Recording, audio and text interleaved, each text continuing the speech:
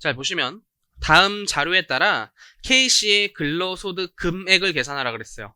그럼 총급여액에서 근로소득 공제를 빼야겠구나.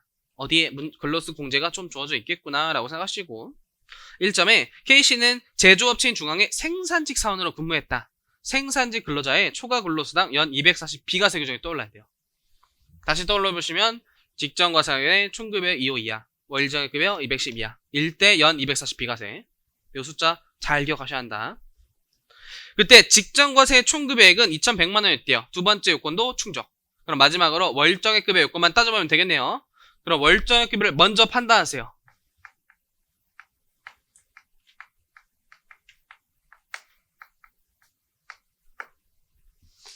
그럼 하나하나 항목을 보고 이게 월정액급여가인지 아닌지 잘 보셔야 한다.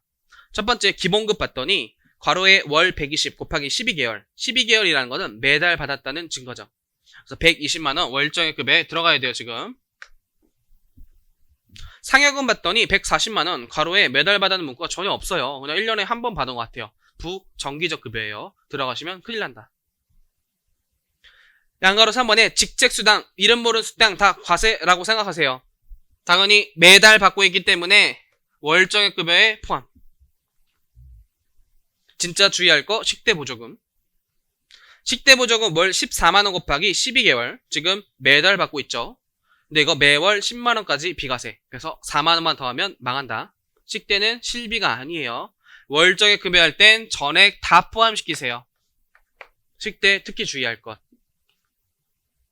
이거 지금 총급여에 구하는 게 아니라 일정 금액 이하인지 초과인지 그냥 판단하는 논제예요. 그래서 식대는 실비 성격 아니니까 급여 성격으로 봐서 다 포함. 그리고 연장 근로수당 300. 이 300이 240까지 비과세인지 아닌지 지금 판단하기 위해서 보고 있었던 거예요. 이 300만원이 연 240까지 비과세인지 아닌지 판단하고 있었던 거예요. 연월차 수당 받는데 매달 받는다는 표현 없네요. 3점 봤더니 K씨에 대한 건강보험료, 고용보험료 명세는 다음과 같다라고 적혀있고 건강보험료 총액 28만원, 고용보험료 총액 30만원. 그래서 반띵을 했네요. 사용자 부담분 14, 본인 부담분 14, 고용부담분도 반띵해서 15씩. 그럼 사용자 부담분은 비과세 근로소득, 본인 부담분은 나중에 보험료 소득공제 받아요. 근로소득에 포함될 건 없다. 월정액급여에 포함할 것도 없다. 그 다음 4점에 잉여금 처분 결의에 따라 K씨에게 지급된 상여금도 뭐 매달 받은 급여 아니죠. 한 장 넘어가 보시면 중앙에 법인세 신고 시 K씨에게 처분된 인정상여도 매달 받는 이런 개념 자체가 아니에요. 월정액급여 판단은 끝났다. 144만원이구나. 그래서 문제가 조금 어렵게 나오면 월정액급여가 얼마인지 정확하게 물어볼 때도 있어요. 그래서 다 구하실 줄 아셔야 돼요. 그럼 보통은 210만원 이하로 출제되긴 하겠죠. 그래야지만 240의 비과세 아냐까지 물어보기 때문에. 그래서 정말 시험장에서 시간이 없었다. 1분, 2분 남았다. 근데 생산직 근로자가 보였다. 빨리 더 하고 싶다. 210 이하라고 간주하고 푸세요.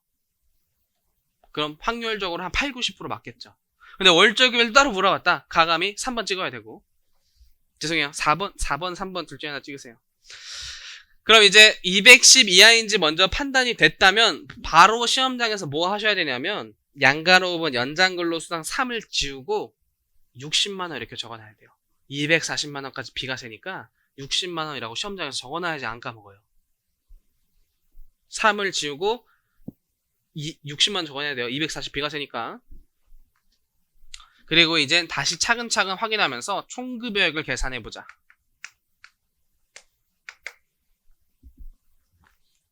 다시 양가로 1번 올라가서 기본급 이제 매월 구하는 게 아니라 해당 과세기간 1년치 급여를 구하는 거예요. 1440만원. 상여도 당연히 과세 140만원. 직책수당, 이름 모를 수당 당연히 과세.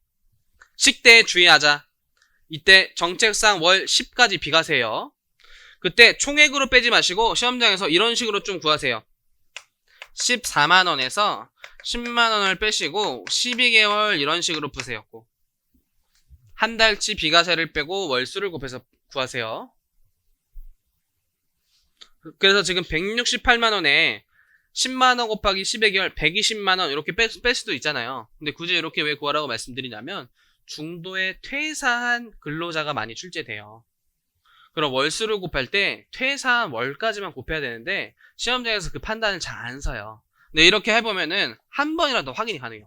이 사람 혹시 중도 퇴사자 아닌가? 라고 다시 쳐다보는 힘이 생겨요. 그래서 총액으로 빼면 그냥 12개월 뺀단 말이에요.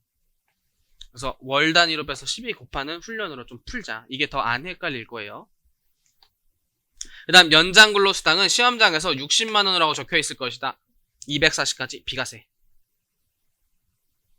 그 다음 연월차 수당 112만원 당연히 과세. 그 다음에 3점은 아까 체크했었죠. 4점을 이제 좀 보시면 잉여금 처분의 결의에 따라 상여금 수입 시기를 물어본 논제 같아요. 이때 결의일이죠.